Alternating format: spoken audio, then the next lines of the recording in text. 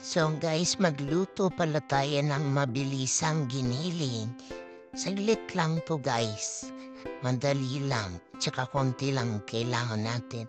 Yan na mag-iisin ako ng bawang at sibuyas.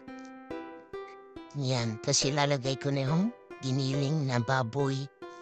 Pwede rin chicken kung gusto nyo. Pwede rin beef. Yan, naglagay na ako ng salt and pepper. Tapos nilagay ko na yung carrots at patatas na hiniwa-hiwa kanina. Yan, to sinalo-halo ko lang siya. Tapos maglalagay na ako ng tubig. Siguro mga 1 cup lang muna una nilagay ko. Tapos dinagdagan ko pa yan ng 2 cups. Yan. Nung lumambot na yung carrots siya patatas, hindi naman totaling malambot na. Kaya nilagay ko na yung tomato paste dahil wala tayo nung UFC na available. Kaya yan, ginamit ko to sa naglagay lang ako salt and pepper uli. At saka ng wow, sarap. Naglagay din ako ng konting asukal kasi hindi ganun katamis yung tomato paste. Medyo maasim siya. Yan.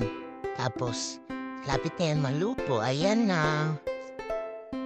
Nakain na tayo. Ayan na!